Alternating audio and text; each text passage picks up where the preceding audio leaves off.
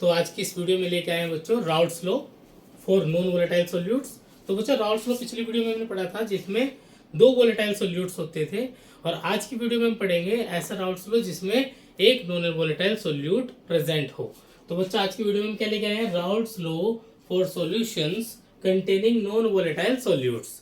ठीक है बच्चों, अभी आप बात समझेंगे कि हमने पिछली वीडियो में पढ़ा था कि दो वोलेटाइल कंपोनेंट थे ए और बी, दोनों की वेपर्स बनती थी, आपको याद होगा। ठीक है, दोनों की वेपर बनती थी, दोनों ही वेपर प्रेशर क्रिएट करते थे। तो प्योर फॉर्म में इनके वेपर प्रेशर को पी नॉट ए और पी नॉट बी कहा गया था। और जब हमने इनको लास्ट वीडियो में मिलाया था, मिक्सर बनाया था, इनका सॉल्यूशन बनाया था, तो ये ए प्लस बी बनने के बाद दोनों के दोनों मॉलिक्यूल्स के जो सरफेस पर मॉलिक्यूल्स इनके आ गए थे, कुछ मॉलिक्यूल्स बी के और कुछ मॉलिक्यूल्स ए के। तो कुछ पार्शियल वेपर प्रेशर ए का बन रहा था, कुछ पार्शियल वेपर प्रेशर बी का बन रहा था, जिनको हमने डिनोट किया था पी ए और पी बी से। ठीक है ना। तो यहाँ पर क्या है बच्चों कि यहाँ पर आपका सॉल्वेंट तो वोलेटाइल है, जबकि जो सॉल्यूट हम इसमें मिला रहे हैं इस बार ये नॉन वोलेटाइल है, मतलब ये वेपर्स क्रिएट नहीं करेगा। ठीक है ना। तो अभी की कंडीशन में क्या है बच्चों, देखिए अभी हमारे पास एक सॉल्वेंट है ए सॉल्वेंट है, प्योर सॉल्वेंट है। ठीक है, सॉल्वेंट की वेपर्स क्रिएट हो रही होंगी, अभी मैं इसको प्योर फॉर्म में ले रहा हूं। तो प्योर फॉर्म में अगर ये होगा तो इसके द्वारा जितना वेपर प्रेशर बन रहा होगा उसे हम बोलेंगे पी नॉट ए। ठीक है ना, इसके द्वारा जितना वेपर प्रेशर बन रहा होगा उसे P naught A. Suppose that कि अब हमने इसमें क्या किया, इसमें एक नॉन वोलेटाइल सॉल्यूट मिला दिया बी, है ना। इसमें ए में हमने क्या मिला दिया, नॉन वोलेटाइल सॉल्यूट। बी क्या है, B is non volatile solute, non volatile solute. ठीक है ना, इसकी वेपर्स नहीं बनेगी। तो अब अगर हम इसको सॉल्यूशन में मिला देंगे तो यहाँ पर क्या होगा, कुछ पार्टिकल तो सॉल्वेंट के रहेंगे सरफेस पर, क्योंकि वेपर प्रेशर का फिनोमिना सरफेस फिनोमिना है। तो कुछ पार्टिकल्स तो ए के हैं सॉल्वेंट के, और कुछ पार्टिकल बी के हो जाएंगे सॉल्यूट के, है ना। लेकिन सॉल्यूट तो वेपर नहीं बना रहा है, सॉल्यूट तो वेपर प्रेशर नहीं बना रहा है। तो दैट मीन्स यहाँ ओवरऑल जो वेपर प्रेशर बन रहा है वो केवल ए की वजह से बन रहा होगा, यानी कि सॉल्वेंट की वजह से ही वेपर प्रेशर बन रहा होगा। यानी कि हम कह सकते हैं कि इस सॉल्यूशन का जो वेपर प्रेशर होगा, वेपर प्रेशर ऑफ सॉल्यूशन वो किसके इक्वल होगा, वेपर प्रेशर ऑफ सॉल्वेंट, क्योंकि यहाँ पर सॉल्वेंट ही तो वेपर प्रेशर बना रहा है। तो vapour pressure of solvent in solution, यानी कि सॉल्यूशन में जो सॉल्वेंट प्रेजेंट है केवल उसी का वेपर प्रेशर ही पूरे सॉल्यूशन का वेपर प्रेशर होगा, क्योंकि सॉल्यूट क्या है, नॉन वोलेटाइल। इतनी बात आपको क्लियर हो गई। ठीक है, अब राउट्स लॉ क्या कहता है, यानी कि मैं देखो यहाँ पे ये भी कह सकता हूँ कि वेपर प्रेशर जो प्योर फॉर्म में था, सॉरी प्योर फॉर्म में नहीं लेंगे क्योंकि सॉल्यूशन है, वेपर प्रेशर ऑफ सॉल्वेंट का जो था वही वेपर प्रेशर सॉल्यूशन का होगा। ये हम कह सकते हैं ना कि vapour pressure of solvent is equals to vapour pressure of solution, ये हमने लिख दिया है। चलिए अब राउट लॉ क्या कहता है, राउट लॉ कहता है eight a given temperature the vapour pressure of solution containing non-volatile solute is directly proportional to the mole fraction of solvent. Last video में हमने क्या पढ़ा था, लास्ट वीडियो में अगर मैं आपको बताऊं तो वहां पर राउट कह रहे थे कि vapour pressure of each component is directly proportional to the mole fraction of that component. तो यहाँ पर ए और बी दो कंपोनेंट थे, तो ए का वेपर प्रेशर उसके मोल फ्रैक्शन के डायरेक्टली प्रोपोर्शनल था, और बी का पार्शियल वेपर प्रेशर उसके मोल फ्रैक्शन के डायरेक्टली प्रोपोर्शनल था। ठीक है ना। लेकिन यहाँ पर आप बात समझेंगे कि जो सॉल्यूट है हमारा वो नॉन वोलेटाइल है, यानी कि उसका कोई पार्शियल प्रेशर नहीं बन रहा है, उसके पार्शियल प्रेशर की वैल्यू क्या है, 0। तो यहाँ पर ऑल ओवर हमारा जो पूरा सॉल्यूशन का वेपर प्रेशर है वो किससे बन रहा है, सॉल्वेंट से।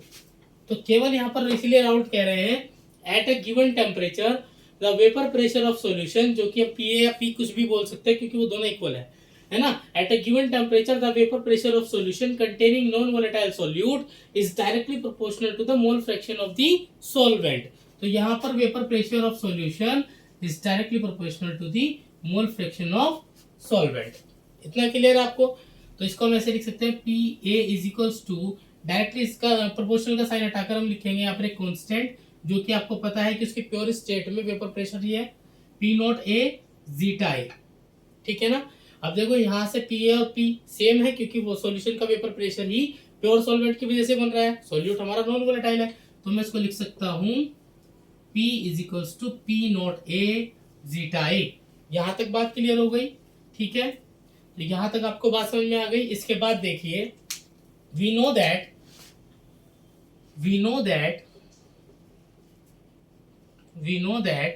क्या हम जानते हैं, zeta A plus zeta B is equals to 1। यहां से जीटा ए की वैल्यू क्या आ जाएगी, जीटा ए आ जाएगा 1 माइनस जीटा बी। इतना क्लियर है आपको? चलिए, तो ये पी नोट को मैं डिवाइड में ले जाऊं तो P upon P naught is equals to zeta A लिख सकते हैं, और यहां से जीटा ए की वैल्यू अगर हम रख देंगे तो P upon P naught A है ना, P upon P naught A is equals to 1 minus zeta B. देखिए इधर माइनस का जीटा बी है, अगर मैं इसको इधर ट्रांसपोज कर दूंगा तो ये प्लस में हो जाएगा, और P अपॉन पी नोट इधर प्लस में है, अगर उधर जाएगा तो माइनस में हो जाएगा। तो यहाँ पर जो वैल्यू आएगी, इसको इस साइड देखिएगा, जीटा भी इधर आकर प्लस में हो गया, इसको इधर लाए माइनस से उधर आगे प्लस में, और ये प्लस से उधर जाके माइनस में आ जाएगा, तो 1 minus P upon P naught ए। इतना क्लियर है? चलिए अब यहाँ पर आप एलसीएम ले लेंगे, एलसीएम लेने के बाद आप इसको सॉल्व करेंगे तो पी नॉट ए minus P upon P naught ए। ये बहुत इंपॉर्टेंट रिलेशनशिप है यहाँ पर। देखिए ये पूरी टर्म जो आपकी है, ये पूरी टर्म इसको बोलते हैं, मैं यहाँ पर राउंड कर रहा हूँ, ये जो पूरी टर्म है आपकी इसको बोलते हैं relative lowering in vapour pressure, relative lowering in vapour pressure, ठीक है। तो यहाँ से एक और स्टेटमेंट बन सकती है, relative lowering for an ideal solution containing non volatile solute, relative lowering of vapour pressure is equal to the mole fraction of solute.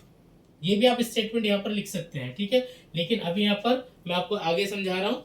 देखिए यहाँ पर अगर हमारे पास सॉल्युबिलिटी है सॉल्यूट की, और हमारे पास इनमें से कोई एक वैल्यू है, तो हम दूसरी वैल्यू को फाइंड कर सकते हैं, ठीक है। और लेकिन क्वेश्चंस में अगर हमारे पास आ जाए कि मोलर मास कैलकुलेट करना है, तो आपको इसकी वैल्यू रखनी पड़ेगी, ठीक है। इसकी वैल्यू मैं यहाँ से रख कर रहा हूँ, देखिएगा इसकी वैल्यू रखेंगे मोल फ्रैक्शन, मोल फ्रैक्शन किसका है, सॉल्यूट का, ठीक है। तो मैं इसको लिखूंगा P naught A minus P naught A minus P by P naught A is equals to zeta की वैल्यू क्या रखेंगे, number of moles of solute by number of moles of solution, ठीक है। लेकिन आपको पता होगा राउल्ट्स लॉ जो है वो वेरी डाइल्यूट सॉल्यूशंस पर लगता है, तो यहाँ पर लिखेंगे हम फॉर डाइल्यूट सॉल्यूशंस के लिए आप जानते हैं कि डाइल्यूट सॉल्यूशंस में सॉल्यूट के जो मोल्स होते हैं वो बहुत कम होते हैं एज कम्पेयर टू सॉल्वेंट के मोल्स के, मतलब उनको नेग्लिजिबल हम मान सकते हैं। Then NB is very very very less than as compare to Na, यानी कि number of moles of solute is very less than number of moles of solvent. तो यहाँ पर हम कह सकते हैं कि number of moles of solute solution में 0 होंगे, नेग्लिजिबल। तो यहाँ पर हम इनको नेग्लिजिबल कर देंगे, तो P naught A minus P upon P naught A is equals to NB upon NA, ठीक है। तो यहाँ पर आप जानते हैं मोल्स की वैल्यू कहते हैं W/M, तो इसको रख देंगे, क्या आ जाएगा P naught A minus P upon P naught A is equals to WB upon MB by WA upon MA। ये एक्सप्रेशन से आप मोलर मास निकाल सकते हैं। आप इसको थोड़ा सा सिंप्लीफाई भी कर सकते हैं।